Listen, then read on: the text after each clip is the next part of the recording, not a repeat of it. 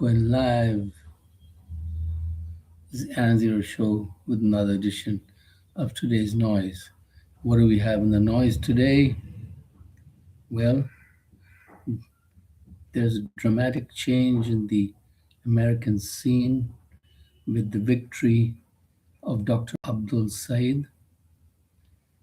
Uh, why is it so? Because, well, Dr. Abdul Said is a Muslim, and one would not expect that in the hinterland of America, with a sea of white people there, they would listen to somebody who is a person of a different religion other than your tie and dyed Christian person.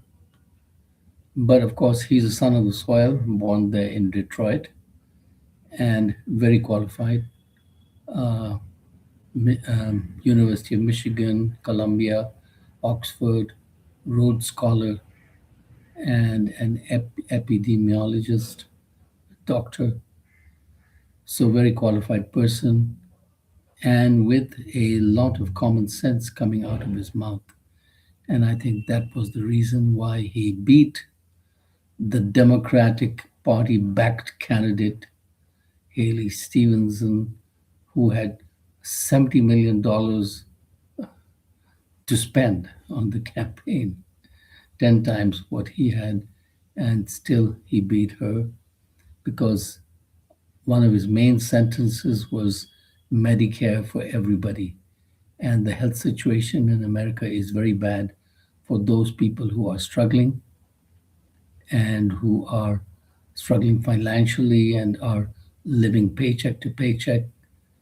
Uh, Medicare for all is a uh, great selling point because if you have the government taking care of your health needs and you don't have to be bankrupt, that's a win basically. And then, of course, he was talking about putting money in the pockets of Michiganders and stuff like that, and not spending money abroad on endless wars and supporting a tiny country called Israel, which has been proven to have done a lot of genocide in that area. So he says, I don't want the taxpayer dollars to go to Israel or even Egypt or any of those countries. I want it to be spent right here in Michigan, building the roads, the hospitals, etc. And that found favor with the local people. So it is a very good start, but of course, his opponent in the midterm will be Mr. Mike Rogers, a Trump supporter, and according to him, a Trump bootlicker. And of course, Mr. Trump will be spending millions and millions to have that seat and have Mr. Mike Rogers' victory. So that is what Mr.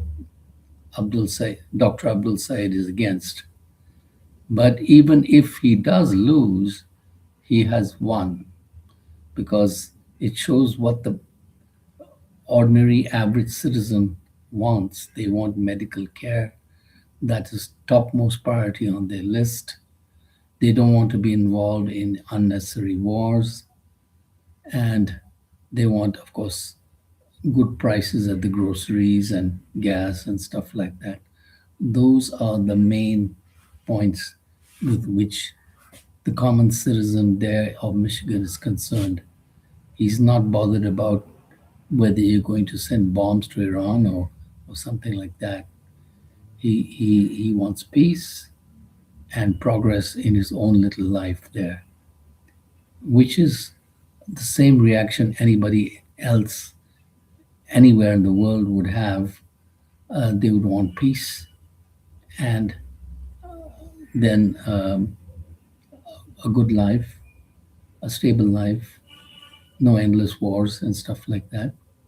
The world is tired of all these wars and things like that. The other thing that caught my eye was the recent shooting in Idaho at an In and Out Burger, and three people got killed and apparently seven people injured. Maybe there may be more victims. It shows how crazy America's gun policy is. No doubt the right to bear arms is in the Second Amendment of the US Constitution, but that was way back in 1791 and started by President James Madison, I believe. But those times were quite different from the times that are now. And I don't think James Madison thought of gun culture or gun clubs or online buying. Of course, he had no idea of all that, or 3D printed guns and regular gun shops and gun bazaars and stuff like that, which happen on a regular basis in USA because the gun lobby is very powerful and is spending millions and billions of dollars and making those guns and selling them and making lots of money. That's the whole story right there. And the upshot is that now in America, there are more than 400 million guns, enough for everybody in the population. And the result of that is that the police there, they will shoot you first and then ask questions. So it's a bit difficult to ask questions if you've been shot. I myself remember many times in the Los Angeles area, the LAPD or the Los Angeles Police Force would shoot first and then ask questions afterwards. And it was just too freaking late because it could be an innocent person that you have shot. And there were many such cases, and many such cases will continue unless the gun laws are severely changed, severe restrictions, and things like that. They are trying to do things like having background checks on people who are buying guns. But I think the bottom line is to stop buying guns. As you would see in Europe, etc., it's not easy to have guns.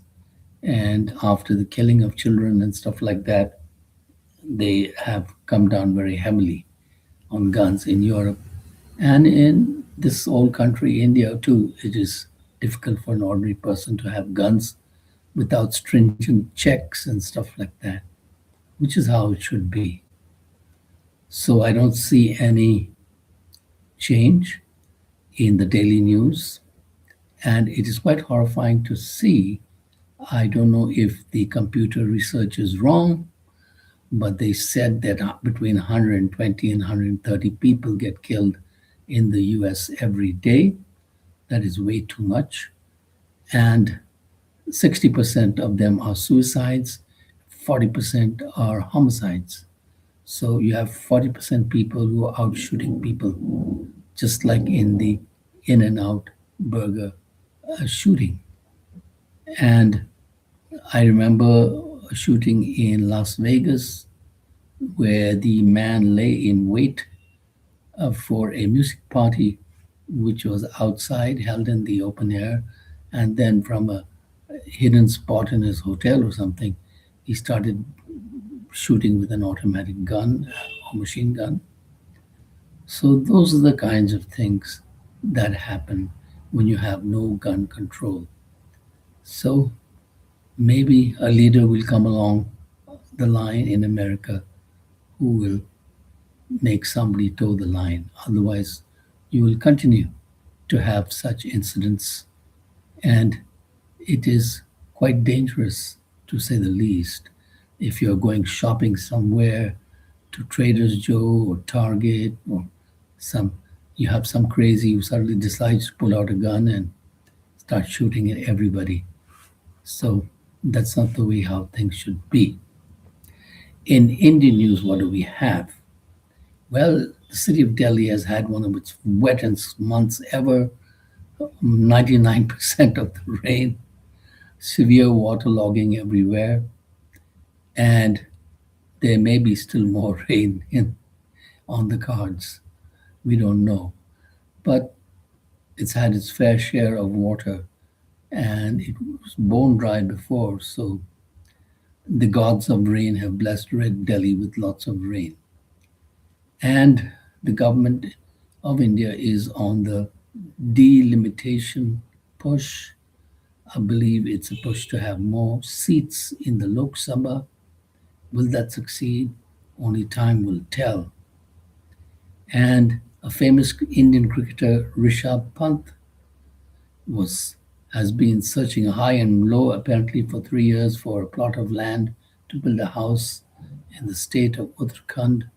And finally, the chief minister of Uttarakhand has heard his plea. And so there will be top officials there to help him out. And soon he'll have a nice plot of land to build his sunny house. And all is well in hell.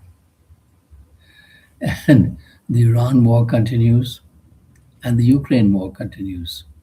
So in Iran, of course, Iran and Oman apparently have signed an agreement to put shipping there, with Iran controlling everything and getting the money. I don't know how that will work. And in Ukraine, they have run out of the interceptor missiles to stop the Russian attacks. So Russian attacks are having some success there in Kiev, etc.